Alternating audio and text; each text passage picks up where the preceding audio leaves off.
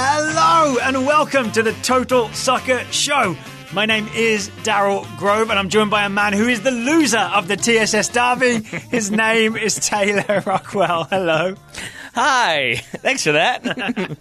I'm the one who left to go to the restroom and came back to a Wolves jersey draped over the television. So the rule, I think the rule is now, Yeah. if you're the reigning champion of the TSS Derby, Yep. you get to hang your jersey on That's game fair. day. Yeah? And as soon as United win, which maybe never, that jersey's going out the window. So buckle up for that one. But yes, we've established that basically a draw doesn't do it, right? A draw means that the last team to win gets to keep the jersey up, so sort of United like have to win. In the wrestling, WWE, Yeah. WWF, In when I the watched wrestling, it. I can't remember what to call it. There was like a thing. The World Wildlife Foundation, yes. If you're the champion and it's a draw, then you get to keep the belt, right? I mean, I So think go with the I don't same know if they system. have draws. I think you just win. You just get pinned, right? 1, 2, 3, and then you win. I've seen wrestling matches called draw. I remember Sergeant Slaughter ended in a draw, or he got disqualified maybe. And kept That's the what belt. happens. I don't think. I think you have to have a winner. I'm pretty sure the WWE crowd, no disrespect intended, but not big on draws. I think it's one of the primary reasons why people don't like soccer. Where's Carl Anker when we need him? Yeah, that's he a would good have been the question. guy to ask, right? In Southampton.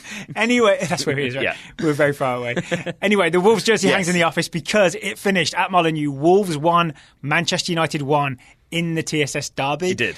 Actually, a reasonably entertaining game. Yes. Yeah? Depending on your perspective. No, it definitely was. And I think it was, as cliche as it was a game of two halves. It was a very, I would say United played the game plan they wanted to play and had the better of the chances and more of the ball, I think, throughout, but definitely in the first half. Yeah, 65% more effectively. possession. Yeah. And then second half, I think Nuno made a change at halftime. We'll talk about that. Yep. And I think really from there on, it was United sort of sitting off and I think thinking they could see the game out. And then once Wolves equalized, aside from the penalty that wasn't meant to be, it felt like it was sort of a game that United struggled to kind of get back into at that point. The one difference I would note from, say, the last meeting, I think Wolves started their defensive pressure a little higher. Yeah. So remember the last game, especially the FA Cup game, is the one that really stands out in my memory. Yeah. Wolves played the same theoretical formation of 5-3-2, but it was everybody behind the halfway line, let United come at us, and then we will hit you on the counter. This time it seemed like the starting line of, I'm not going to call it pressure because they didn't really try and win the ball, but like Jimenez and Jota, the two strikers, were like blocking off passes to midfield. They were over the halfway line, and the three Wolves central midfielders were higher up trying to block off passes. So Wolves set up a little higher and tried to frustrate United and didn't let them have passes through midfield. Yeah, which I think is Which almost worked. It did, but I think it's also just a smarter tactic or a smart tactic because maybe like you obviously know Wolves better than I, but like this does feel like an adjustment to Solskjaer because the kind of consistent criticism or accurate summary of Jose Mourinho was play defense and then maybe look long, but there's less of a game plan for the attack. Yeah. And I feel like if you're Wolves, you can maybe be less worried about United attacking when it's sort of like hoof it long to Lukaku and then everybody get around him versus a little bit more technical, a little bit more passing and moving with this United team. It does make sense to kind of put them under pressure earlier as opposed to letting them to get into your defensive third and then passing and moving the ball quickly. I would say one of the only times that Wolves' defensive plan broke down was United's goal in the first half, the Anthony Martial goal. And before we get into the details of it, I would say Wolves were, again, quite high trying to block things off. But then the idea is once United get the ball over the halfway line, then they would collapse backwards and get into a more like compact 5-3-2.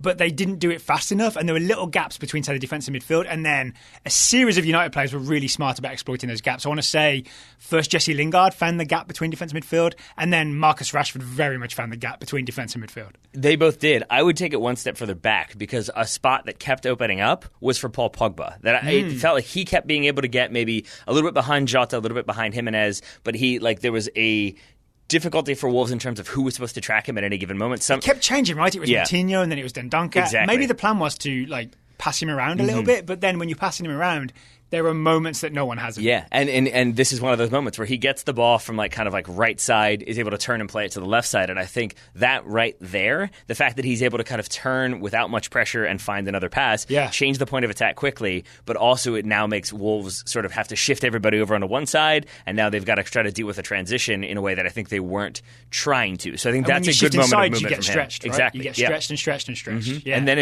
it's that quick passing that I think we haven't seen as much from Manchester United, at least certainly at this time last year. Yeah. Whereas here, I think you see what that can do to a team that's trying to play a sort of semi-high line and a little bit of high press is that if you can bypass that and then make them start chasing, it's difficult to get back into a shape where you're just playing kind of resolute defense. Instead, you're scrambling a bit. And I'm also, again, very impressed with Marcus Rashford, the way he spotted the space and knew he was like, he made himself available, but then there's that moment where he steps into even more space, but he waits until the right moment to do it, right? And then I think, is it Rashford that then gets the ball to Martial? I think he plays the through ball as Martial runs across, right? Yeah, that sounds likely. I do not have the stats in front of me. I'm pretty confident that's what's happening. Yeah, and then it like could have been, I think, McTominay making the same run, or maybe it was Luke Shaw. Luke Shaw could have been in there instead. Martial correctly calls him off and shoots at the same time and puts it in. Isn't it? It's quite an impressive finish, right? Because it's from a tight angle and he hits it inside the near post. And he's tried a little bit Landon Donovan against Algeria. Yeah, I'd say a little bit, especially because was it Algeria? Slovenia, I think, is the roofed one. Yeah, Algeria was the dramatic late one. So Slovenian keeper that he tried to take his face off. Yes. Yeah, but it's also that Willy Bolly here has decent positioning. Like he basically has the back post covered. It's just that Martial rifles it into the near post on like the kind of top near post corner that I think the defense did not see coming. As a Man United fan, does this make you optimistic about Martial? Scored last week. Scored this week. He seems to be a lot more mobile and like running in behind and confident. I mean, I have concerns about depth more than necessarily individual players. You call him Martial shallow? Yes, I am. I just don't know. I don't know if he's like he watches trash TV, emotionally reflective enough. Yes, exactly. There's no masterpiece theater. He skips past Downtown Abbey to instead watch Geordie Shore or something. He calls it Downtown Abbey. Exactly. That's the problem right there. No, I'm okay with Martial, and I kind of like that he is finally getting to play central striker. I think we talked about that a little bit while we were watching the game. Yeah. Like, this isn't where necessarily you wanted the show to go, but I will say that, like, more so my frustration is with Marcus Rashford in this game because he had moments where he was probably United's best player, and he had other moments where it was the thing that frustrates me the most about him, where it seems like he is sort of the pressure is on, and people seem to be looking to him, or he thinks people are looking to him, and that's when his decision-making becomes questionable. And it's not just free kicks that go 15 yards wide and don't get off the ground. It's not just sort of rush shots from distance. It's also moments like, do you remember when he tries to do the Cruyff turn on the sideline and just plays it out of bounds? Yeah. Like, those moments don't need to happen. There wasn't the space to do it because he was already actually on the chalk, or the paint as it is, and he tried. It wasn't exactly a Cruyff turn. It's almost like a Cruyff turn that you put behind you and then it's Cruyffish, right? I get it's it. a Cruyffish turn. A Cruyffish turn, but there wasn't space to do it. I understand the frustration, but it's also what makes Marcus Rashford exciting is kind of that he's willing to try that stuff. It is, and I think that, yes, and so I think really, strangely, what it goes to for me is a little bit of Ole Gunnar Solskjaer not necessarily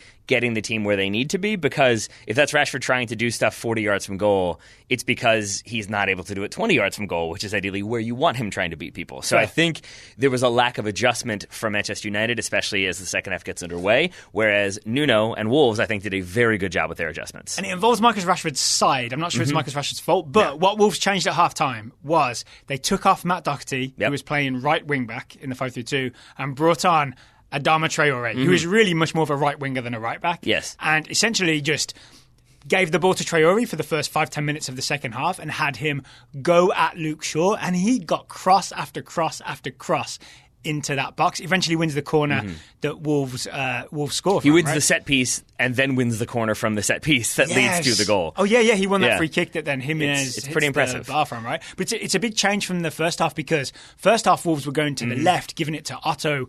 Otto was running at Aaron Wan-Bissaka and getting tackled, I want to say, every single time. We saw that. Did you say they call Wan-Bissaka the spider? I think I've heard them call them that. It's like he's got so many legs that you can't get past him. Yeah, but even when Wan-Bissaka was maybe a little bit too far forward or a little bit too wide, and then Wolves found a gap to play the ball into over the top, then you had Daniel James, who has that raw pace, and he was able to get back, and twice he beat Otto to the ball. And so that was a no-go for Wolves, right? It's like we tried that, and there's all the entrances are blocked. And so we kept wondering, like, why would you go down that side, which has a very fast player who can cover and then a very good defender, versus the left side for United, which has Luke Shaw, fitness concerns, and a little bit of positional drift at time. Maybe emotional drift, we don't know. But then also Marcus Rashford. That's why he can't go in Pacific Rim. This is true. He doesn't drift well with Marcus Rashford. There we go. It's a deep cut to Pacific Rim and not the other one, which is terrible. But it's also Marcus Rashford who's not going to be doing as much defensive work. I'm not trying to say that he's like just whatever, somebody else handle that. It's but not like, his game, right? Yeah. He's essentially a forward who is adapted to playing left wing. Yeah. So he's like a left-sided attacker. He's not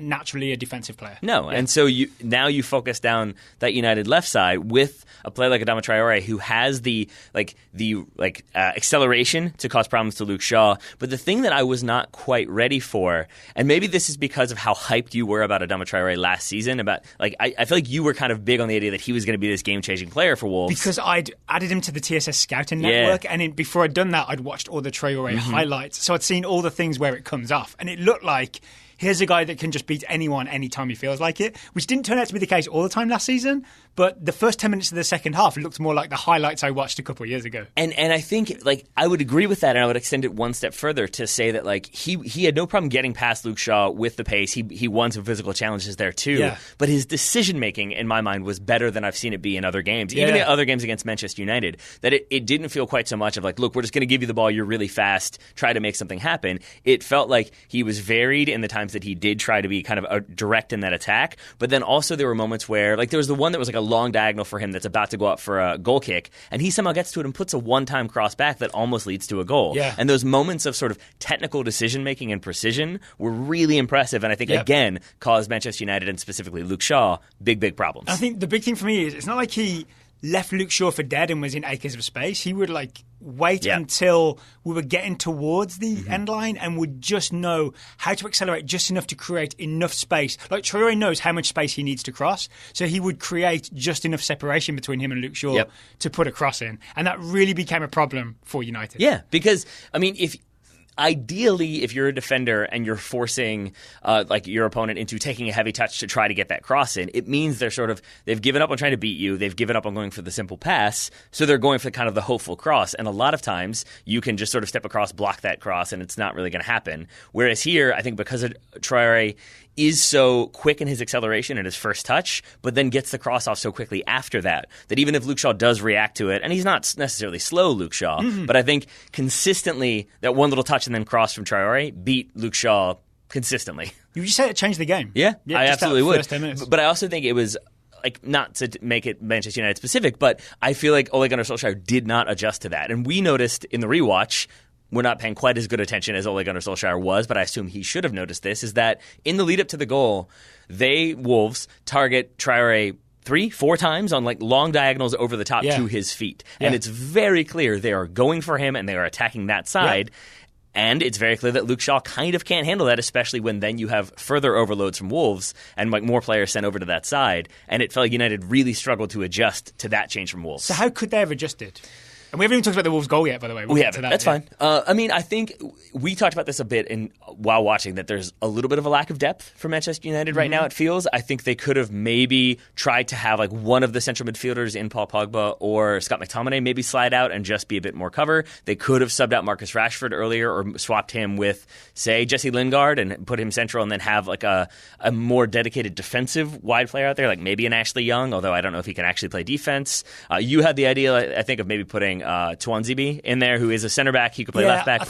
Hindsight being 2020, obviously, but Tuanzebe a centre back to play left back to go up against Traore, and then Luke Shaw as the left winger, who is ultimately going to be playing sort of defensive left side, and then maybe you can, with a double team, shut down Adama Traore. Yes, yeah, maybe. And I'm going to jump to my conclusion here, which is that this is part of the reason why I think, even though it's a draw in the second week with a Manchester United team that I don't have that high of expectations for, the reason why I still found this frustrating is because to me this was, if you're playing like a game of chess, like between the two managers. You meant to say that Ole was out-tacticked? Yes, he absolutely was. That I think Nuno evaluated things at halftime, probably before halftime, and maybe like closed it down a little bit. Then they make the adjustments at halftime and they come out, and it's pretty clear what they're doing. And contrast that with Ole Gunnar Solskjaer not making changes until the 80th minute thereabouts. And to me, it just felt sort of like, like these are the moments that I worry about. Where like, why aren't you changing things? Why aren't you adjusting things? I would say my experience watching Wolves has been that it's not necessarily that Nuno makes these sort of Pochettino-level genius changes. It often is, we're 1-0 down, get Traore on there and ask him to run at people. You know what I'm saying? So it may be as simple as that. Like, just, it's almost like a a pre-programmed thing. Oh, we're losing? Get Traore in there. We'll try that instead. So it might just be that like Luke Shaw is particularly not adept to handling that challenge, and so it was just the kind of same change, but it looked that much more effective. But I still think it was a very smart move, even if it was sort of what they do consistently. What I'll give Nuno and the Wolves coaching staff credit for is the Wolves goal from the corner kick, because you mentioned masterpiece theatre earlier. This was master set piece theatre. This is a designed play from Wolves to open up the space for Ruben Neves at the top of the box to strike that beautiful strike and make it 1-1. Because it's a corner, we mentioned, short corner, earned by won by Traore. It's João Moutinho takes it, he plays it to Diogo Jota, who's kind of come from inside the 6-yard box. He's made the short corner run. And it's basically, it's not a wall pass, but it's like Moutinho to Jota, back to Moutinho, and then he fires a low pass diagonal to the top of the 18, where Ruben Neves is unmarked. He certainly is. So much so that he takes 2 touches to settle the ball. The third touch is the shot. It is a lovely shot, but it is, even though United players are contesting it in the end, I'm still calling it an uncontested shot because he is so wide open at the top of the box. So the thing we noticed is he's so wide open that his first touch isn't great, right? He tries to take it with the outside of his foot to just like push it to his right before he shoots, but it pops up. So he has to take a second one to bring it down and push it out before he shoots. We think it's because he sprinted from the halfway line. It looks on the rewatch like all the Man United players are in the box defending, right? More or less. Maybe Danny James is just outside. Daniel James is like on the 18, but very much near in case there's a weird short corner that happens. Maybe a short corner that goes a little farther back, which is a thing that happens. And then, but anyway, all the United players are back, right? Martial is the only other one who's not in the box. He's marking Otto at the top, but then Otto sort of comes closer to the corner. Martial steps in front, but moves about 5 or 10 yards away from where he was, and that is precisely where the ball goes. But what I'm driving at is all the United players are back, and then the Wolves have everybody forward except for Conor Cody, and it seems Ruben Neves was probably alongside Conor Cody on the halfway line. I think he sprints to the top of the box. That's why no one's marking him, because he looks like he's just defending. It doesn't look like he's part of the attack until he is, and that's part of the design of the set play, right? That he arrives late. It is, and I also want to say, I think this was your point, so I want to give you the credit. It does seem as though this is a thing where Wolves watched how United defend set pieces, specifically corners, and noted that they tend to put everybody in the box or right around the box. So if you have that late arriving run and you can open up that space at the top of the box in the middle, chances are you're going to get a shot. And it does seem like this was all designed to open up that alleyway for the ball for Moutinho. And so in that regard, again, it's great work from Wolves to kind of do the scouting, to watch the footage, to know exactly how they want to approach this. And then to underline it, we might have already said this, but to underline it, I think you agree, that the Jota short corner run is what drags everybody over and opens up. I mean, it literally pulls out Rashford and Lingard, and Daniel James as well. So it ends up being 3v2 for United, but no one is applying enough pressure to really cause Moutinho any problem or kind of disrupt that pass coming in. From Moutinho as well. I don't mean this to be like hyperbolic or like whatever hot take, but it's as good of a pass as it is a shot, in my opinion, because to be able to play that ball as accurately as he does with the pace behind it, because it's an open pass, don't get me wrong, but if you hit it with 20% less power, it gets there 20% less fast, and so then if you're a United player, you're able to step to it, maybe cut the ball out first, or at the very least block the shot from Ruben Neves. We can also say the corner is Moutinho to Jota to Moutinho to Neves, made in Portugal. Well, I mean, like much of the. I mean, there's a good chance that happens. Your whole team is made in Portugal. Let's be real here. So that's 1-1. Even Conor Cody at this point is made in Portugal somehow. That's 1-1. But in the 67th or so minute, Pogba wins a penalty kick. 68th minute, Pogba has his penalty kick. You got your minutes right. You don't even have your notes in front of you. Patricio. I have the notes written down. It is 67 Pogba clipped. 68th Pogba makes me sad. Okay, so first thing, definitely a penalty, right? Pogba dribbles through. It's really good stuff. And he puts a really tight, it's a 1-2 with, I want to say Martial. It is, has a nice little reverse pass. Again, big fan of Martial centre forward. Pogba has a nice, sharp cut that completely falls Conor Cody. Conor Cody leaves his leg in, trips him. Conor Cody looks like the guiltiest man ever. Afterwards, there's no protest. Definitely a penalty kick, right? Then there seems to be a controversy that Rashford took one last week, scored it. Pogba took this week's and missed it, right? Yes. First of all, not a good penalty kick, right? No. It's like mid-height, and it's not in the side netting. It's slightly too far. It is in the easy to save. It's in the like most savable position if the goalkeeper guesses the right way. So there we go. That's our penalty analysis. Yep. But the bigger controversy seems to be, why did Pogba take it? That does seem to be the controversy. Ole Gunnar Solskjaer was asked about this after the game. He basically said that we have 2 designated penalty takers. I think he said penalty shooters, which again was concerning to some people who are purists, but whatever.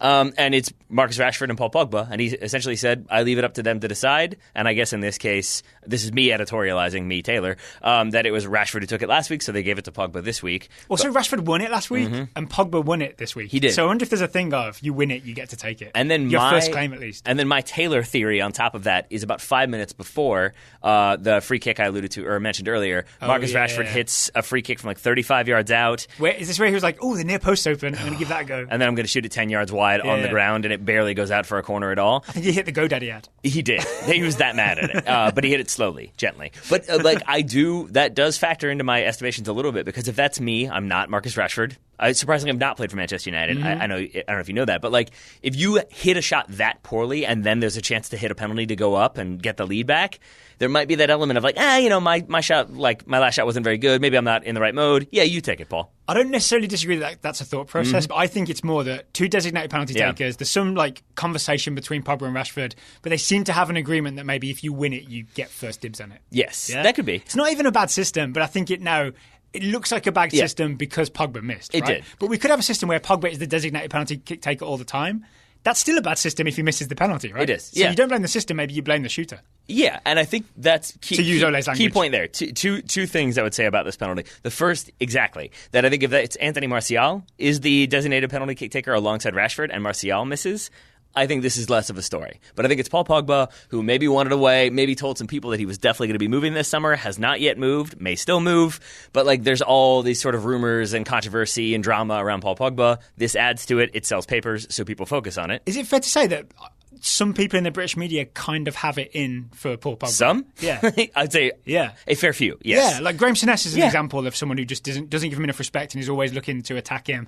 And I feel like people just react. He's such like a big personality and a big figure, and he's so front and centre of a lot of things. I feel like he's kind of just weirdly there to be shot at. Yes, I think so too. But I think also, to the point about Graham Souness and a lot of the kind of like older guard who do some of the commentary, I think that was going to be my second point, that like Gary Neville, Jamie Carragher, after Ole gave that comment, came out and they were like furious about this. How like, this isn't how it's supposed to work. It's not a lottery or whatever. Like the person who should take it should take it. Not a tombola was what Neville said, right? And to me, that feels like the sort of old guard Manchester United, Jamie Carragher, old guard Liverpool of a like, no, like we want the leader. You want the person who is saying like, this is what's happening. And I could just see him getting annoyed with Solskjaer being like, yeah, we've got 2 and it's fine. And it's kind of up to them. Whereas you think about like the Manchester United of Gary Neville, where it was Roy Keane would berate you if you even came near the penalty. Like it felt a little bit like that. Like, oh, these kids today, they're like none of them want to be a leader. They all just want to kind of pass it around, and it did have that vibe to it as well. It's not like it was in my day. Exactly. Yes.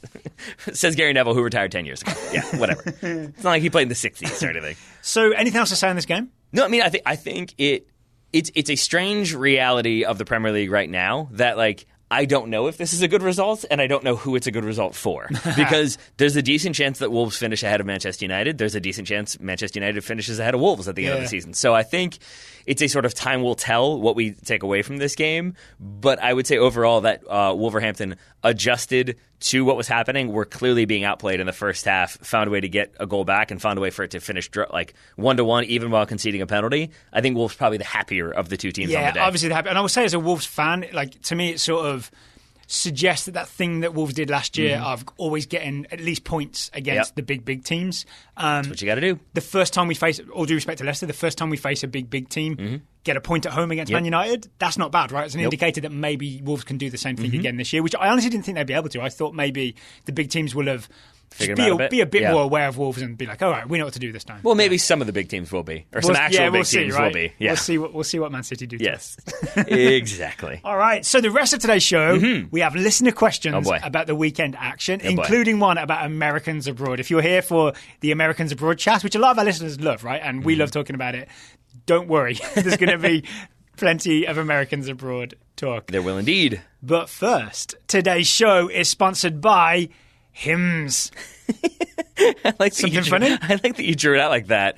The drama. You made it soothing. A new wellness brand for men. I put 3 M's in it.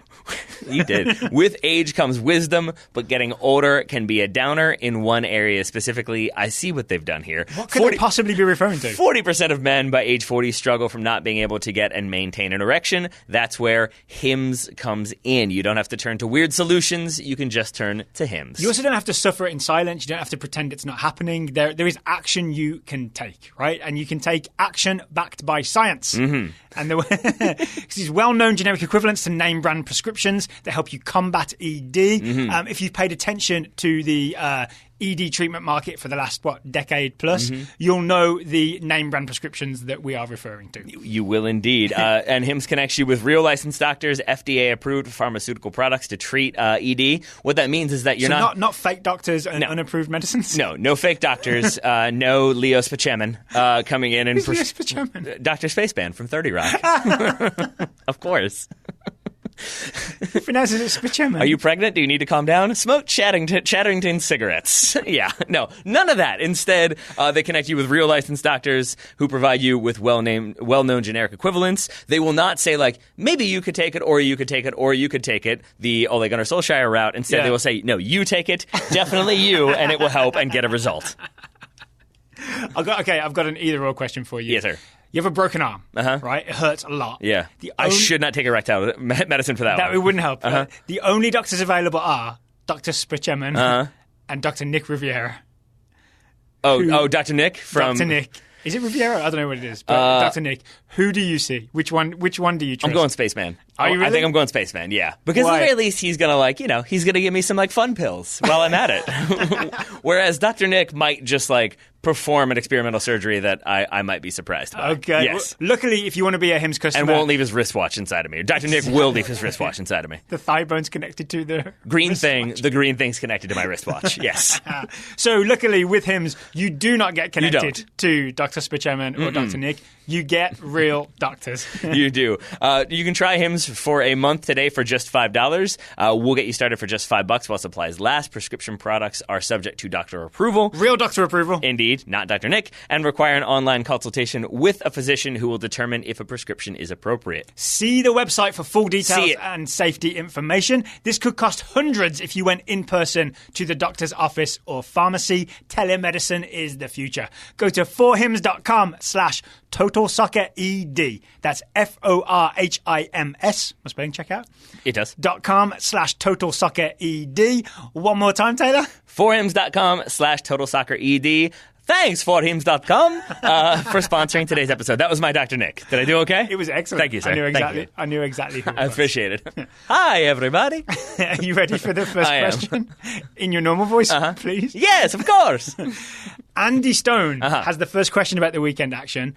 Which young American abroad had the best start to their season? Andy says he would argue Zach Steffen, who all but solidified his spot for number one keeper at Dusseldorf with his 9 saves despite the goal against. Andy is correct. Really? That is my answer, yes. I mean, there are many more we could talk about, but I think it is that when I asked Matt Herman about this, he said, yes, I think Zach Steffen is going to be the number one. Wasn't the starting keeper possibly injured going into the other starting keeper injured going into the start of the season? Yes, but I think for Steffen to come in, it's the sort of the backup quarterback coming in who's maybe better and you're not sure, and then they have the very good, productive week. You're sort of okay, we can stick with this person. And I think Zach Steffen comes in, they get the result on the road, and this is a Fortuna Dusseldorf side. It's worth noting many picked to go straight back down in terms of relegation, or not back down, but just they picked them to be relegated, excuse me. And this is away to Josh Sargent's Werder Bremen, by the way. Yes. Dusseldorf won 3-1. Yes, they did. So I think that, to me, is a very productive sign of the fact that Steffen makes a couple big saves, makes a few routine saves. Yes. I thought he was solid from start to finish, and to me, that is about as good of a way as he could go. I would also add, this is a weirdly pro-America game, because Alfredo Morales playing this one, I made him Portuguese for some reason. No, he did not. And then Josh Sargent comes on for the final 8 minutes or so. Yeah. And I know this is like the weird, like, Chuck Klosterman, but I would also kind of make the argument that result is not the worst for Josh Sargent, because he does not start this game. They lost without him starting. The forward who started in his place, he pulls up quickly, was Osako. Okay. The center forward does not score, plays the whole game. Claudio Pizarro comes on before Josh Sargent does. He also does not score. Pizarro's still there. He is still there. He's got to be 40-41 at this point. I think so. Final season for him, and then he retires. So he says. We'll see. So he says. Yeah, but just that Sargent comes on and like gets some minutes means he's still in the kind of estimations in the conversation. Yeah. But maybe because nobody else got it, like nobody else of that of the ones I mentioned scored, maybe that means that he gets a start the next time around. I see. Yeah, that makes sense. And the reason that a lot of the strikers didn't score is Zach Steffen.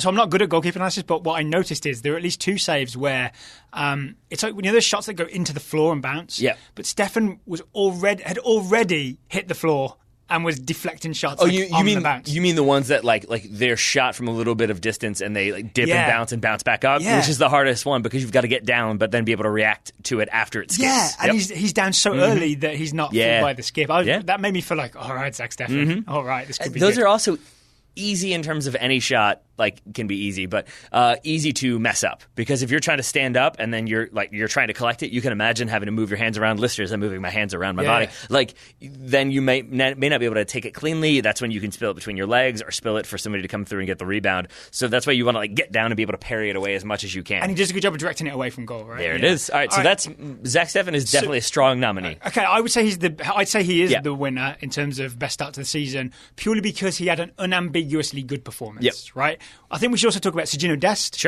Weston McKennie, Christian Pulisic. Okay. Mostly because that's who I have notes on. Should we put them in that order as well? If you like. All right, so Serginho Dest, you could argue that he had the best weekend because he made his first Eredivisie start for Ajax. Yes. He played right back for Ajax as they beat VVV Venlo 4-1. I had a good look at this. He wasn't bad. He didn't do anything wrong, but he also wasn't heavily involved. Yeah, he's playing on semi-pro level.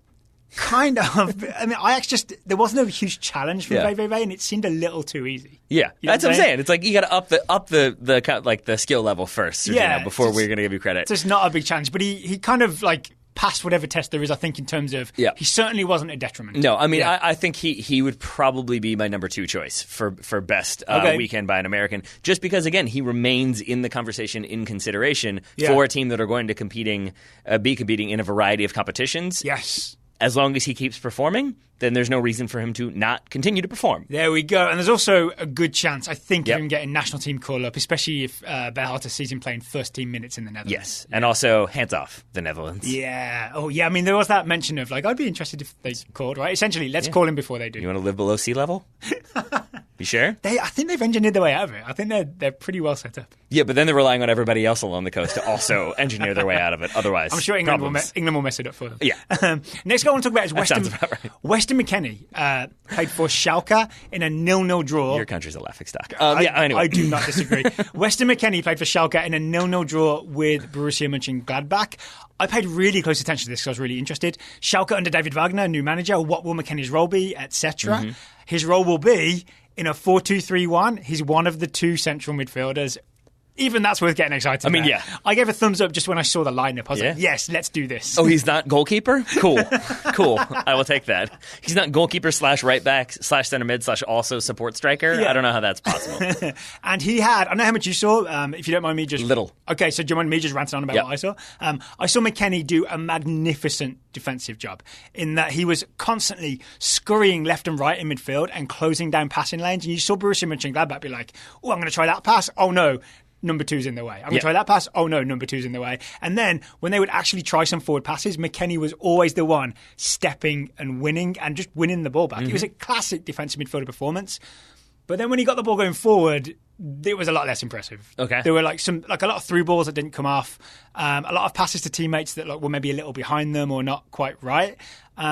I would put some of this down to a Schalke problem because they seem to always have this problem of being completely toothless in attack. Well, to be fair, they did solve that by selling more of their strikers. Right? Yeah, Embolo was playing for Borussia Mönchengladbach. They sold him. Yeah. So it was Bergstaller starting up front yet again. Yay. Yeah. What could go wrong? The answer is no goals. Nothing but no goals. Yeah. So I'm not blaming McKennie for that, but the fact he played in a position very similar to what he'll play for the US. He was one of the 2 defensive mids, but he had more freedom to get forward than the other guy, whose name I think was Mascarell. It almost matches his partnership with Bradley. So that's worth celebrating on its own. Mascarell sounds like a delicious cheese. It does, right? I would note that this is a Borussia Mönchengladbach side that many have picked to, if not be in the top 4 at the end of the season, then to challenge for top 4 spots. Okay. Schalke not necessarily in that consideration, in that conversation, so that they're able to go out. And it's Rosa has come in for a Gladbach, so new manager, or relatively new manager, but like it's still a Gladbach side that are fairly well established, who had a strong season last year, a Schalke side that have a new manager and did not have a strong season at all. So to come out and hold Gladbach scoreless, I would say, is a sign for, a reason for optimism. So no draw with McKennie being one of the star defensive performers in midfield. Yeah. Good to go. Good to go. The other guy, boy. you know, happy about this? Christian Pulisic made his first Premier League start for Chelsea in the 1-1 draw with, I watched the game, who did they draw with? Leicester? Yes. Yeah. Chelsea 1-1 draw with Leicester. It was confusing because they were in pink. And that did throw me off for a minute there, yeah. So, why did you make that noise?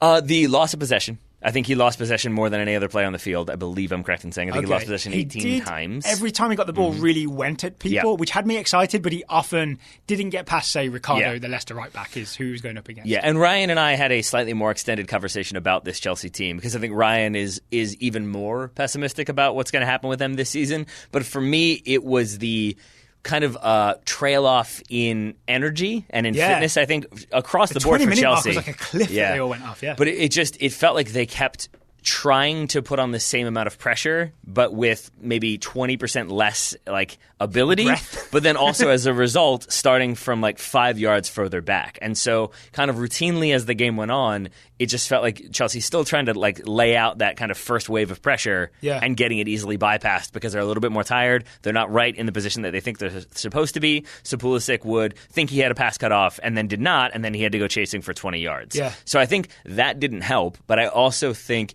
as Chelsea got more fatigued, even in the first half, it seemed to be fewer supporting runs across the board. So that's where I think it then became incumbent upon Pulisic, Pedro, Olivier Giroud, not quite so much, but because that's not what he does, but it became incumbent on the creative players to try to create a bit more, and I think that's when things started to fall off a little bit. Yeah, so the one thing I don't feel too bad about Christian Pulisic's performance within the context of this Chelsea team is that everybody was like trying stuff that wasn't coming off, right? There's a lot of kind of like weird, hurried forward passes. So even though Pulisic did lose possession a lot when he tried to dribble, so did a lot of other Chelsea players. And it's almost like it can be forgiven because it's part of the team dynamic. It's not like everybody else is playing possession and then Pulisic dribbles and loses the ball. You know what I'm saying? Yeah, I do. And I would say the player who I saw lose the ball most consistently aside from Christian Pulisic, and to be fair, I was paying the most attention to him, so of course I would notice these, was Emerson, the left back, who it seemed like Pulisic would, like there was one sequence when like Pulisic tries to take somebody on, the ball gets poked away, it goes to Emerson tries to take somebody away, it gets poked away from him back to Pulisic, who tries to pass to Emerson, and the pass gets cut out, and then Emerson fouls somebody, and it was just like, that was not great, guys, that was not great. It was weirdly, for a neutral, a really fun game, because Chelsea to me are so weirdly naive in what they're doing. It's like, we'll just go at you and I'm sure that'll work out. And sometimes it will work. Yeah. Sometimes Mason Mount goes at you and wins the ball and scores. Exactly. And sometimes maybe you concede a goal and then don't have many answers. It's going to be a weird season for Chelsea. It's definitely going to be a weird season. Right. So I guess it is a like thumbs slightly up for Christian Pulisic. They're like it's not quite level. It's like a little bit off there. But and if you didn't see it, Willian subbed in for Pulisic in the 70th minute. Didn't look any better than Pulisic. No. So there's that. But the fact that Willian is back means there's competition across the attacking three. Yeah, which hopefully elevates the gameplay just a little bit. Yeah. So, but I would say, Pulisic, aside from getting his first Premier League start and looking like a player that Chelsea will be looking to help create goals, but also just general opportunities and help maintain possession and cause problems. I guess that is all positive. It wasn't quite as sharp as maybe we would have liked to have seen. And if you want more Pulisic talk, there's a Pulisic question coming later in today's show. All right, then I will leave it alone there. And I will say Zach Steffen is my answer. Yeah, I think that's correct. Next question comes from Jason Norbury. Jason Norbury wants to know, what's the tactical advantage given by Sheffield United's overlapping centre-backs, and what does their shape look like when they do it? This is the most fascinating tactical thing happening in the Premier League right now. It's surprising, baby. That's what it is. That's the answer. It's the surprise of having a center back. Like we saw it in the lead up to the goal for Sheffield against Palace. Yep. That so Lundstrom's goal is what Sheffield United scored 1-0 against Crystal Palace. It involves an overlapping centre back. Yeah. But you as a defense never expect an overlapping center back. You expect if it's going to be a center back getting involved in the attack, it's either like the desperation subbing on a big person to go up top and send them in the centre and aim balls at their head. Yeah. Or it's like the I think of Harry Maguire doing it a lot. I think of John Stones doing it a lot. But it's that sort of taking the ball and driving forward 20 yards or 30 yards and then looking for a pass. But it's on the ball, making the run kind of central. And the overlapping run here from a center back is not a thing you're used to seeing. And so if you're a defense who's set up to deal with like, okay, they pass it wide, we've got that covered, but now suddenly there's an overload, it really throws off defenses. Here's what I want to do for people as well, because when I'd heard this phrase, overlapping centre back, I'd heard to look out for this for Sheffield United in the Premier League, but I hadn't seen it. I didn't know where they were overlapping or where they were going. Okay. So I almost want to lay this out for people visually if they haven't seen this, right? So Sheffield United play what I would call a 3-5-2, fair enough? Yep. They play wing-backs, so back three. The left centre-back is Jack O'Connell. The right centre-back is Chris Basham. And those guys will essentially, normally in a back three, those guys just stay there, right? They don't really get involved in the attack too much. Is his name actually pronounced Basham? When I say it, I mean, I hope it is, because that is the best name for a center back you could possibly think of. Like, Chris Basham. It works perfectly. He does his job. What they do, so Jack O'Connell is the left centre back. Yeah. If Sheffield United have the ball on the left, Ender Stevens is the left wing back. Normally, Ender Stevens would just be trying to run up and down that left wing himself. Suddenly, Jack O'Connell, the left centre back, a thing that no other team in the world does, will overlap on the outside of Ender Stevens and be like a left winger. This is a centre back. You just do not expect it at all. And like you said, it's the surprise, right? The opposition is always like, what is this guy doing? This isn't supposed to happen. Because I think there's, first of all, it is that element of surprise. Centre-backs become wingers. That's what this is, right? Exactly. But it's also that if you are, we've talked about this before when like if you're playing a man down, if you've got a red card, that it can be really difficult to know if you're the team with the man advantage, like who you need to mark because there's always somebody free on your team. And so it feels like, oh, I guess I don't need to track. And here it's the inverse of like, if you have a center back overloading who has not been on that side or you're not used to, and you're the right winger for Chelsea or for Crystal Palace, you're going to be like, wait, hold on, is that mine? Do I track him? Do I track this guy? And you don't know who to stay with. And that's kind of what happens here is O'Connell makes that overlapping run and gets the ball and drives down the left channel. Right? Yeah, and I think it's Townsend is still in at this point. Isn't quite sure, do I track the runner? Do I track the person on the ball? And kind of tries to do both. And if you're trying to do both, you're doing neither. Absolutely, yeah. And it's just the element of surprise confuses everybody. Right? Yep. I will put a link in the show notes so you can watch this goal if you haven't seen it, because it's a great example because it results in a goal, right? It's O'Connell makes that driving run down the left. He fires a low pass into, I think, Ender Stevens in the end, who lays it off to another midfielder. Midfielder takes a shot, it's deflected, and then Lundstrom follows up and scores. Yes. It absolutely causes a goal. So just to make sure we've answered Jason's question, tactical advantage is what? Surprise, you said? Surprise, not just the extra man, but suddenly just the unorthodox nature of it is a surprise. Yep. What does the shape look like when they do it? It looks like a 5-3-2 with an extra winger. Yes. I mean, I would say that like once that run has happened, usually the other two center backs kind of slide over to, so you don't have a just great big gigantic gap on one third of the field. And so it almost looks like, oh, they're in a back four. But knowing that they're in a back five tells you, okay, they've sent a center back forward. Got it. I would also say the tactical advantage, the big thing for me is whenever I see wing backs, they're isolated, right? Like, actually, we talked about the Wolves game earlier. Johnny Otto trying to go up against Wan-Bissaka on his own. He never had an extra guy with him, right? That's the downside of a wing-back system, is that the wing-backs are the only wide guys. They never get an overlap or an extra guy with them unless someone comes out of position to come and help them. This kind of solves that by giving you two players going down one flank. We've also made a mistake here, I think, which is kind of important. Did we say that he gives it to Stevens?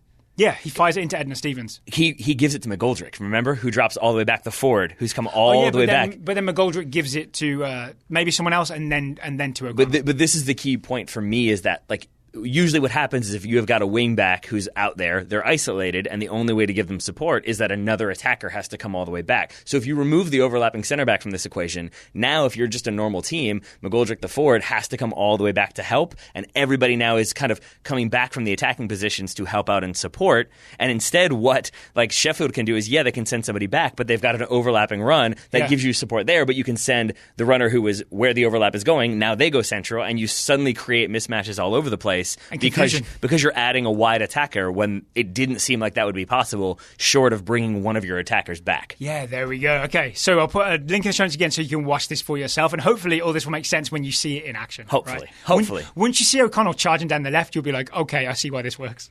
When O'Connell goes charging down the wing? When O'Connell goes charging down the wing. All right, how about one more question before the next ad? That works for me. The next question is from Stuart Colley. Mm-hmm. Stuart Colley wants to know, are you concerned about Tim Weah not starting for Lille this weekend? He says versus Nantes, but I think it was actually against Amiens. Was it the early red that kept him on the bench until the 84th minute? I am not concerned, and maybe. I mean, it's possible, but I think it's also he's still, lest we forget, a very young player. He's 19. Exactly. He is 19. So we shouldn't expect him to start every game. I think the only way that he is starting every single game is if he's playing lights out and totally locking down that one side of the field, and I don't think he did that in the first game. He did. That was against Nantes. Yeah. He wasn't really involved. The centre-forward, as a young Nigerian centre-forward, Osimhen scored 2 goals. Weah was not involved at all. No, and so, I mean, I think if he is starting every single game regardless of performance, then that means there's not enough depth at Lille and there's not enough like behind him to push him. It's what you talked about with Pulisic, that like Willian is back now. There's one more wide player. He has to keep performing, otherwise he loses that spot. Here, I don't even know if Weah has lost that spot, but maybe it's going to be more of a rotational thing, and it's a reminder that he's got to kind of earn that position. Mm-hmm. But again, 19 years old, he should have to earn that position. And the other player's name is Yusuf Yazidze. He's a 22-year-old Turkish player who didn't start the first game. Right. Weah didn't do well in that spot. It's like a second striker spot, right, that he's playing in. So if Weah doesn't do well, then you bring in Yazidze, right? Yeah, exactly. Thing is, they lost 1-0. Mm-hmm. So it's not necessarily like it all worked out when they didn't play Tim Weah. It's a Josh Sargent situation. So I'm not concerned because the season's long. We're 2 games in and he's played in both games. Started the first game, got 6 minutes in the second game. I mean, and then the final point here that I think is worth noting is that it's still like he moved on a permanent deal to Lille. Like Lille bought him, they want him in their squad. Mm-hmm. This is not, and I think maybe where some of like maybe Stewart's anxiety comes from or some other folks out there's anxiety is this another PSG situation where he starts a couple games, gets some minutes, and then he falls off and ends up playing with the youth team. Isn't it last year he had that early season couple of games? But he had like 2 appearances in like the first 3 games. Because everyone was still tired and coming back from the World Cup, right? Yes. Not the same this time. Neymar is still tired and coming back from the World Cup somehow. But yes, and so I think that like it's worth noting that even after not having the strongest first game, he's still on the bench and like is still very much in consideration. Yep. All right. Final thing I do want to note from this game, just a bit. It's almost like a little bit of trivia that I spotted. Do you know who Amiens' number 10 was? Mm-mm. I was actually looking at the wrong team Danny when I Alves. was seeing. My answer now is the number 10 for any team is Danny Alves because he does that apparently. He does do that for Sao Paulo, right? Exactly. I heard he did that this weekend. Gael Kakuta. Woo! Could you guess how old Gael Kakuta is now? This is, by the way, if listeners don't know, there was a massive controversy, right, where Man United and Chelsea were 26 years trying old. to sign this young player. He's 28. Okay. That was so long ago, that means, right? That controversy was ages ago. ago. Right when we started the show. That was my math on that one. And he was 2009 or 2008 around then? I can't even remember, but I thought he was 16. Maybe he was a little bit older at that point. I think the actual incident happened a couple of years before we started the show, but the legal case rumbled on and on. That would make sense. Until 2009 when we started Total Soccer Show. All right. Gael Kakuta. Not yet 30. Not yet 30, but no longer a teenager. I feel old. Well, so does he. All right, still some questions to get to. But first, we should talk about today's sponsor. I don't have any Gael Kakuta jokes, so I'm going to jump to today's sponsor, Away Days. Our returning champion, Away Days. We love Away Days. We do. If you've never heard of Away Days, it's an independent soccer clothing brand based out of Boston. And Away Days does pay us based on how many times we say Away Days in a show, Away Days, right? If so, then we're doing very well. Away All right. Days. Yeah. We're doing all right. Thanks, Away Days. So Away Days has its own products, right? They sell T-shirts and beanies and hoodies Yep. and all kinds of things with the very cool Away Days logo on it. They also sell the world famous. World famous. I'm going to say world famous because it's across the world. And they're selling, clubs from around the world, so it makes sense. Mystery kits. Tell me about the mystery kit. The mystery kit. What does it do? The very basic version. Big question mark on it, like a Riddler thing? Yeah, that's what it is. Okay, cool. You pay $25 or less with the TSS discount, and you get a mystery kit. And the only thing you know is it won't be a big team. It won't be Arsenal. It won't be... It might be Wolves. I don't know if they're big anymore. It won't be Real Madrid. It won't be Barcelona. Do you think that's how it works? I don't know if Wolves have elevated themselves to beyond mystery kit status. All right. We'll see. But you could, for example, get an Amiens jersey or a Lille jersey or a Besiktas jersey. You know what I'm saying? Yeah. Yes. So it's going to be a mystery kit from around the world for $25. Right. Yeah. And so you should support Away Days because that product and all the other products they offer are pretty amazing and pretty cool. People love it. People love the surprise of just getting it. I mean, I love the surprise when I received it. You open it up, you don't know what's going to be in there. Mine was Real Oviedo. Yeah, and I want to pause there to say, like, I wore to practice 2 weeks ago. Yes, you did. Oh wait, no. Why do I know that you did that though? I think it's maybe a photo? No. I think you just maybe mentioned that you wore your Oviedo jersey. Such was your pride.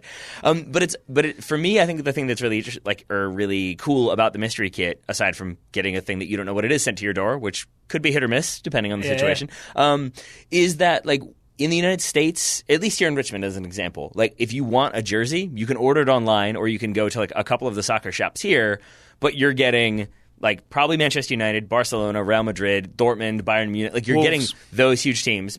Sure, Wolves. Why not? Probably not Wolves. But it's difficult to go somewhere and buy a soccer jersey that isn't one of the most established clubs in the world. Right. And again, isn't stock, right? Yeah. And again, you can order it online, but then you're just ordering it online. Whereas with Away Days, you're getting a mystery kit from a club that you maybe didn't know existed, or suddenly you're like, oh yeah, Gal Kakuta plays for them. I'm excited to watch them again. You can find out new things. There are also a couple of variations on the mystery kit. There's the Women's World Cup mystery kit, which is $50. That's exactly what it sounds like. All right. You'll get a mystery kit from the Women's World Cup. Do you know, forgive me for putting you on the spot here, is that men's or women's, or is it only for women's? In terms of the fit, I do not know. All right, I've clicked on it. Let's find out. Okay. I want to know now, because there were some pretty solid jerseys in there this summer. Please note this product is a women's size replica jersey sizing. Okay. Yeah, so it's going to be a women's fit, Women's World Cup jersey. All right. Well, maybe I'll just buy triple XL and see what happens. You can also get a 2018/19 mystery kit for people who want more up-to-date jerseys. That is $40. That's the mystery kit special. All of this is on the website at awaydaysfootball.com when you go there. All right. But if you don't want to pay full price, Daryl. Why would you? I mean, why would you? You use the discount code TSS.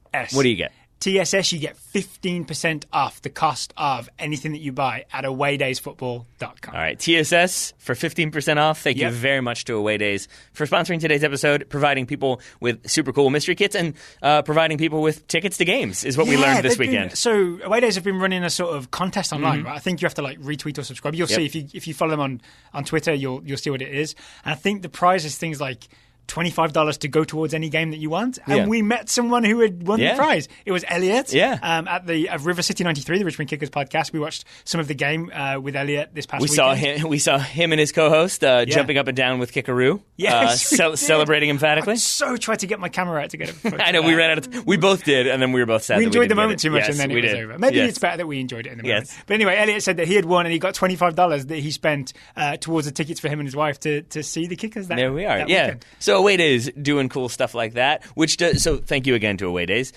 It does remind me that Daryl and I are going to do a similar setup where all you have to do is, if you're a millionaire, you give us your bank account number, your routing number, your social security number, obviously, and your birth date, and your maybe mother's maiden name. Just send that information to us. And we'll send you $25. We send you a certificate saying thank you, and don't check your account for a couple days. That's what we say. It's nice. The Away Days deal sounds better. You think? So it's awaydaysfootball.com. It depends on your perspective. Link will be in the show notes. And the code is TSS for 15% off. Thank you to Away Days for sponsoring today's show. Shall we do some more questions, Mr. Grove? Yeah. I feel like I keep asking them. That's you okay fine. with that? You can ask this one. All right. I'll ask the next one. Okay, then the next one comes from Lance Southwick. Lance Southwick asks, how many minutes/goals/assists do you project for Pulisic at Chelsea this season?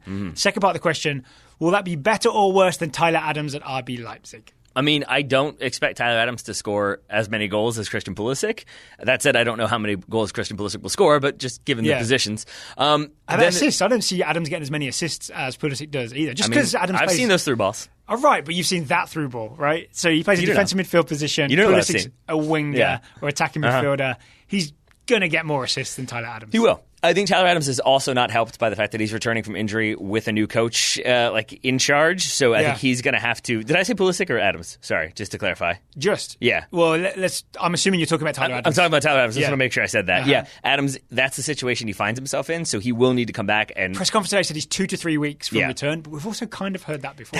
Okay, I'm glad you said that, because I was wondering that as well. It does feel like one of those things where we're going to keep checking and seeing him not in the squad and not in the squad, and then maybe he makes a cameo with like for 5 minutes somewhere, and we're like, okay, I guess so. So that is another thing to consider in terms of like if you're talking total minutes, and he's out for another month, then maybe he doesn't play as many. Speaking of total minutes, right? I did some calculations. Yeah. Are you ready for this? Okay. So in terms of this is Pulisic specifically, total minutes available to him based on some like back of a cigarette packet calculations. Not literally because I don't smoke. Can I take a shot in the dark here? At how many total minutes are available? Yeah. 4,200 minutes. 4,500 is what I calculated. Okay. And here's how I calculated it. And obviously this is not exact. 38 Premier League games, right? Yep. Yes. I was up by 3.5 games. I calculated 8 Champions League games. Okay. So 6 group stage games, 2 round of 16 games, and they're out in the round of 16. Why did I think that you'd only play 6 games in the Champions League? What's wrong with me? Yeah. All right. But if you go through, then you get 2 more. I'm still annoyed by getting 300 minutes off. So Anyway, yeah, 8 I'm with Champions you. League games. So it's 3,420 minutes for the Premier League. I calculated 720 minutes available for the Champions League. I also calculated FA Cup, maybe they come in the third round, fourth round, fifth round, quarterfinals maybe. It's like just a guess where Chelsea could go in the FA Cup. So that's 4 games in the FA Cup, 90 minutes each, that's 360. So total available, I'm assuming he wouldn't play in the League Cup, right? Maybe kids will play in the League Cup, the EFL Cup. 4,000. My honest response to that is it depends on how badly the season is going. That's true. If it's going really poorly, maybe he plays. Okay, but excluding the EFL Cup, I went 4,500 minutes available for Christian Pulisic. And then my rough guess, again, is he's going to play 2/3 of the games. Okay. That's a rough approximation. So that's 3,000 minutes. Then I factored in maybe a couple of hamstring injuries here and there. 2,500 minutes. That's what I predict for Christian Pulisic this season. That is kind of sad because I feel like it should be more if it's 2,500 out of 4,500, and yet I think you're about absolutely correct. Between squad rotation and injuries, possible injuries. 2,500. Yep. I mean, and I kind of think that is close to best case scenario. So if it ends up being 3,200 and he gets some goals and some assists, I think that's pretty solid. But 2,500, I would say, is around like the minimum I would be okay with him playing this season. And then I do think, though, it will be more important for the goals and assists numbers to jump up there. All right, well, before we get into goals and assists, because I've also done some research into that, 2,500 minutes, if we say that's Pulisic's minutes, is that more or less than Tyler Adams? Because we kind of assume if Adams comes back, he will be a regular in the Leipzig first 11 like he was towards the end of last season. But it depends how long it takes him to come back, right? We essentially don't know. Yeah, I mean, and we're not factoring in friendlies here, right? Because there's going to be like 2 or 3 friendlies for RB in like January when they have their winter break, but I doubt that there were matters too much. fewer games in the Bundesliga. Yeah. That's one thing, right? There's only 18 teams, so it's a 34-game season. Yeah. It's tough, man, because that's 360 minutes that Adams just got robbed of. Exactly. I just don't know how long it's going to take for him to come back, and that really is the big. But I would say this: both of them staying fit for the whole season. If both of them had approached this with like a decent preseason, both fully fit on match day 1, my answer would be Tyler Adams. I think Tyler Adams gets more minutes, even with potentially fewer competitions and fewer games to play. Yeah, I think he still gets more because he's more established in the Leipzig midfield than Pulisic is established in the Chelsea attack. I think so. Yeah, okay. I think so. All right, okay. In terms of goals and assists, we're just going to say blanket. Pulisic's going to get more goals and assists than Adams, right? I mean, I hope so. But how many do we project? And I want to give you the data from last season. All right, so Eden Hazard.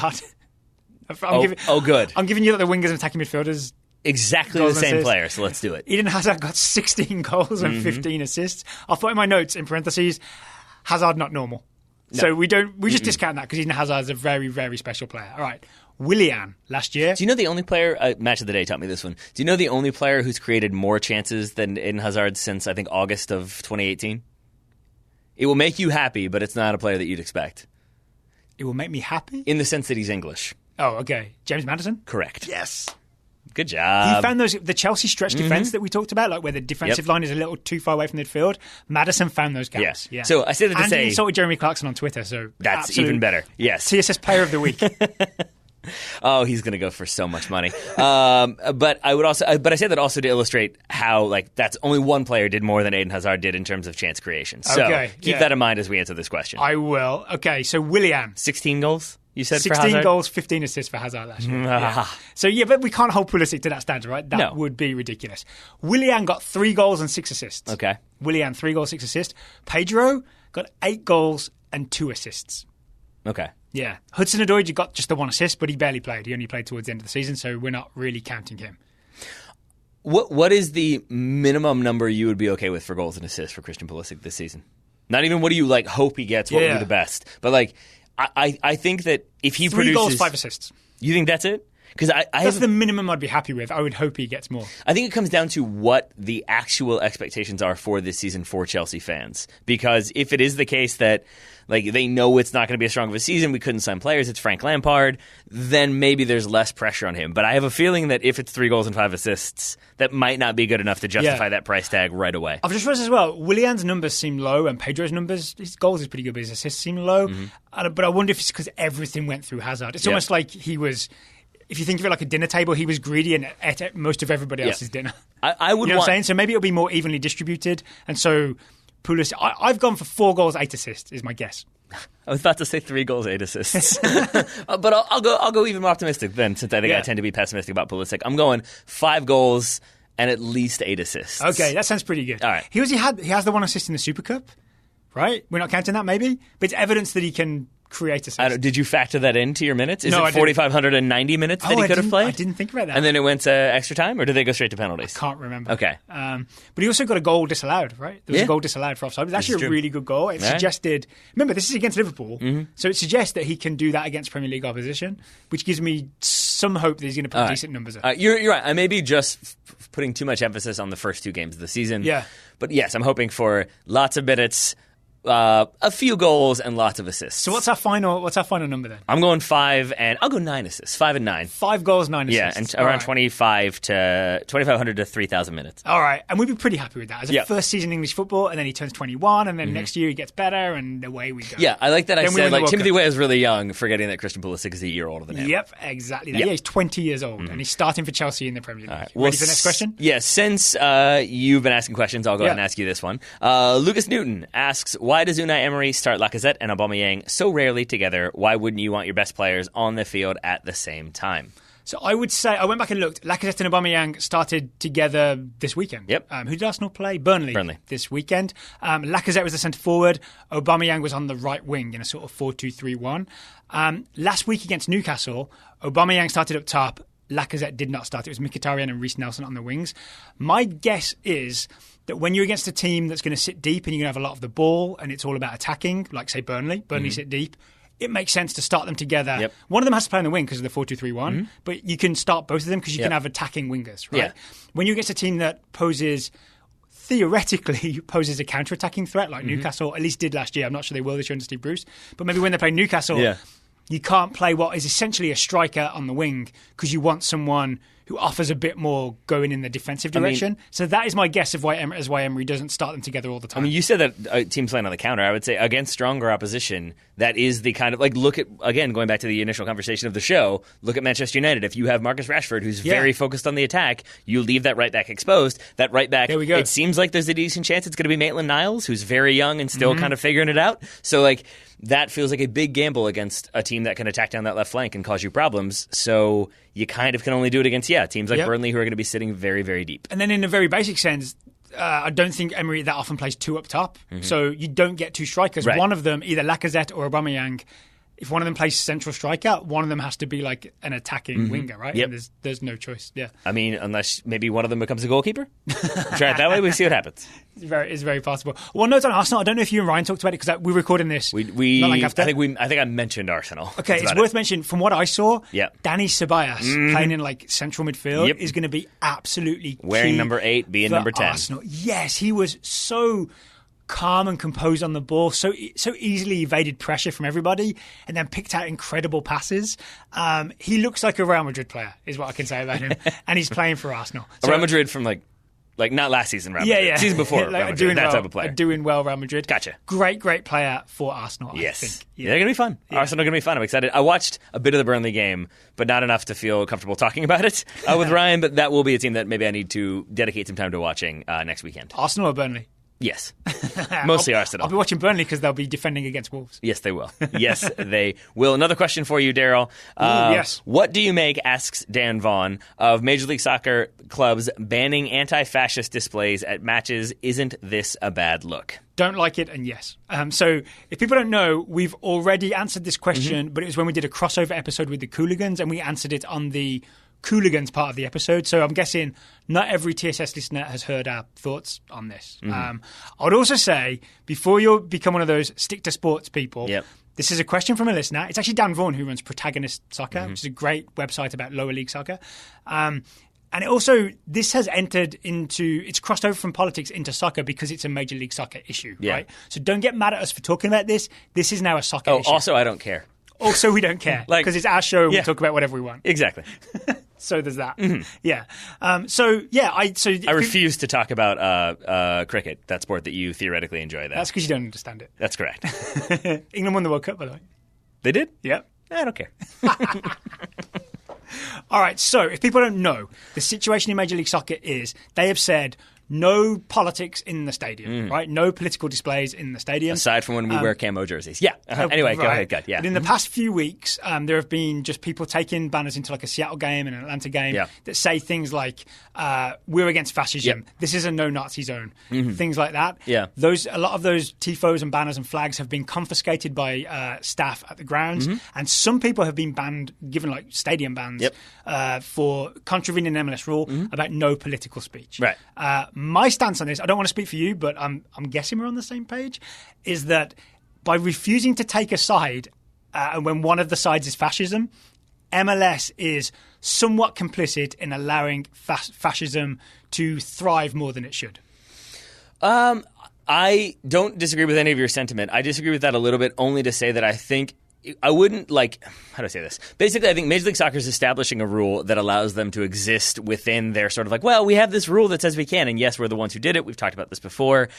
So I think it gives them in their mind a theoretically safe zone to operate in. I don't think that necessarily means that they're refusing to pick one, or they are inherently picking one over the other, but I think it gives that opportunity by failing to support one over the other. And my bigger frustration with it is that it's a time when you should kind of take that side, take that stance, but also in not taking it, you do sort of disenfranchise large groups of your fan base. Yes, I agree with that. I'd also say the no politics thing By the way, my muscles were tensed that whole time.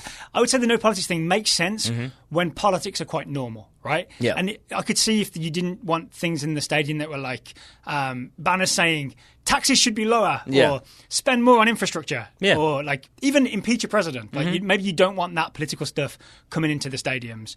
But this is a different issue. When there are people out there who are racist, homophobic, anti-Semitic, white nationalist, you really do have to take a side in terms of letting people speak out against that, especially when most of your fan base is against that kind of thing. And by having a blanket policy that doesn't let them express anti-fascist views, you're sort of creating a space for fascism. Yes, I don't disagree with that. That the sigh was more frustration of but you're also you're very much opening yourself up to hypocrisy. Because, what I was saying earlier is you have stuff where you support the troops, and whether you like it or not, that's Pride Month. There are people who see that as a political statement. Yeah. Pride Month, exactly. Another one where, though it is not I support this elected official who's gay or not gay, you're still making a choice. And so to then say well, on this one, though, we don't know about that one. No, we avoid politics.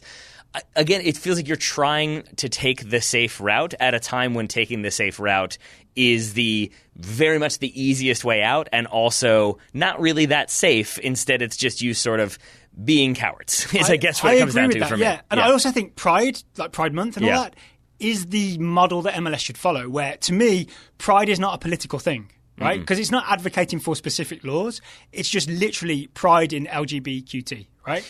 Yes. LGBTQ. And here, okay, I'm glad you brought this. It's an ethical issue. It's a moral issue as opposed to a political issue. It is, but I would add this, though, which I think is I guess what I'm trying to figure out in my head, and I think I've landed on now, is but it frustrates me because if you're going to have Pride jerseys, that doesn't excuse you from other obligations that you have. Just having rainbow numbers on the back doesn't mean we did it.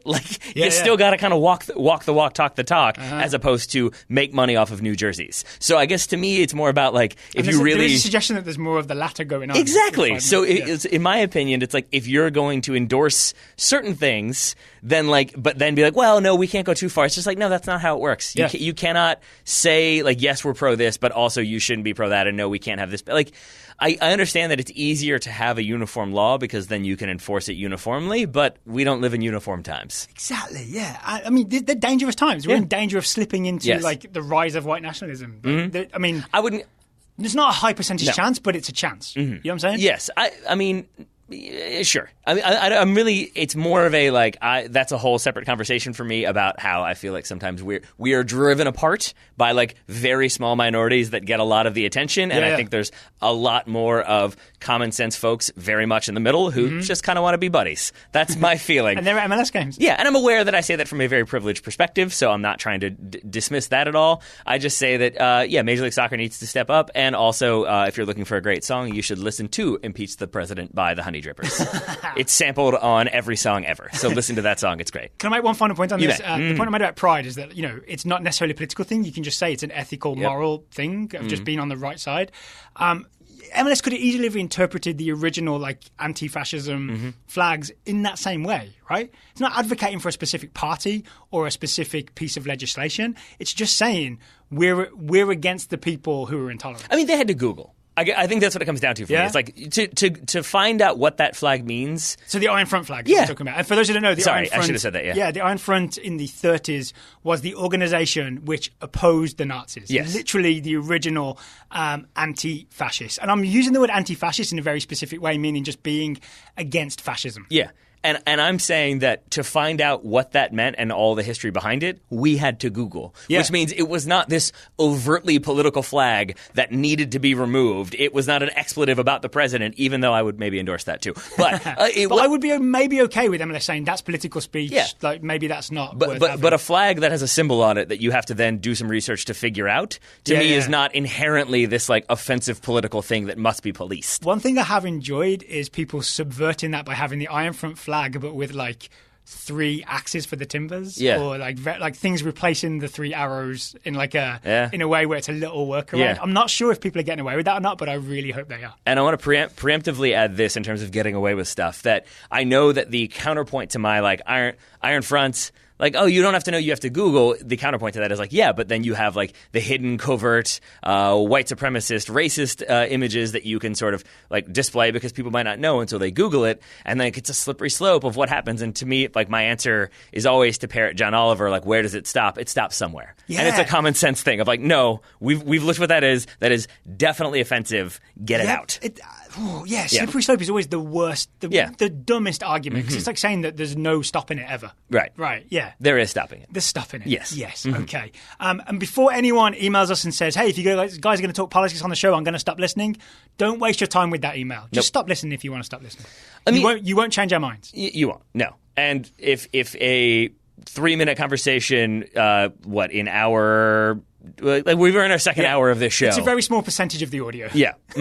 Put it that way. Just hit fast forward a few times. You'll be fine. There we go. We'll put a trigger warning for you in the show notes. Will we?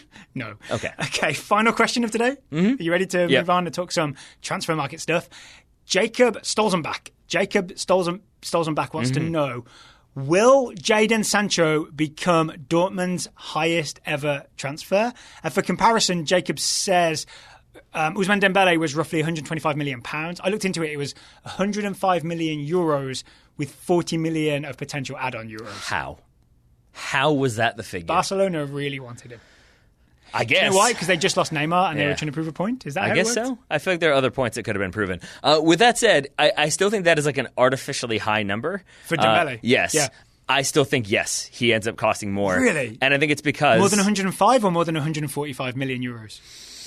Certainly more than 105. You know what? Dembele's not performing at Barcelona. I would guess a lot of those add-ons don't get met. Yeah, that's probably true. So there's that. Let's call it 105. I mean, that said, I think they're like with Anthony Martial, the add-ons were if he plays 20 games, if he plays for France. It was very low-hanging fruit in terms of the add-ons. I don't know. But they may have been an extra 20 if... He wins the World Cup. Yeah, something like that. Which he did. So there you go. But I think the biggest reason for me is because Jadon Sancho is... English. And I think right there, tack on some pounds. So if he goes back to England... Which he will. Where all the money is... Where it is. And where English players are more highly valued because you need a certain number of homegrown players in your squad. Yeah. That's why you think some English team will pay big money. Yeah. I mean, if he has the season he had last season, where last season, obviously the breakthrough one, this year the sophomore season, where if he kind of continues to perform, then it's not a fluke. It might be the Scoremore season. Yes. I don't know if you saw the game, but Dortmund beat Augsburg 4-1. Oh, yeah. It was 1-1 at half-time. Jadon Sancho scored the goal that made it 2-1. It's a really nice outside of the foot, really confident finish. He also had the beautiful assist where he left defenders for dead to make it, I think 4-1. Yeah. So or 3-1. I can't remember. One of the a goal and assist basically. He's on the same track he was last year, and Augsburg defenders looked absolutely terrified of Jadon Sancho every time he got the ball. Yep. All signs point to more goals. I mean, and I could see an argument for, literally any club in England, in the Premier League, trying to sign Jadon Sancho. Every single one, I think, could use him. Man City at the end of the season, maybe they want to reinforce the wings. Maybe they want to bring back an academy player. Yeah. Man United could use some reinforcement on the wings. Spurs probably will need some as well. Maybe Liverpool will sell somebody they need it. So I think and Liverpool did not spend much this summer, so they'll have money to spend. So it feels like for the Englishness of him, that's going to be appealing, but then that's going to cost more money. The fact that they're bringing him back to England, it's a much more marketable star. And then on top of that, he's an England international as well. Yeah. And then also that there's precedent. That if we're talking about a club who their record transfer, like their record sale was 30 million, then suddenly a jump from 30 to 130 is a huge jump. But if you already have the precedent of, Dembele was 125 million pounds is the number we have here, so I'm going with it. It's easier for Dortmund to be like, well, no, he was that, and it's a couple years later. We want more than that, otherwise we'll keep him. Here's some other arguments for why he might go for a crazy amount of money, like say 150 million euros. Yes. His contract runs through June 2022. That's decent for there's them. There's no way that anyone's going to be like, we'll let that year run out. We'll try and get him for free. I mean, also he's young, so there'd be a transfer fee anyway. 2022. But he's also in the prime contract point for it's too far away to wait it out. But it's not close enough to be final year of contract / half that. Yeah, exactly. Yeah, exactly. So that's not going to happen. João Felix performed in Portugal, arguably, not even arguably, a weaker league than the Bundesliga. Went to Atletico Madrid for 126 million euros. He's 19? Similarly, I think so. Similarly, precocious teenager that and he was highly tore it valued. up this weekend, by the way. And then also, he did not tear anything literally either, so that's good. He may have torn up some opposition defenders. Yeah. So João Felix, as the example, 126 million euros after playing in Portugal. Yeah. So tearing up the Bundesliga. I mean, shots fired at Portugal. Tearing up the Bundesliga and playing lots of international football for England. Yep. Yeah, I think Jadon Sancho is going for a lot of money. And I look forward to him probably wearing a Manchester United jersey for too much money. One thing someone might mention is that Manchester City have a buyback clause.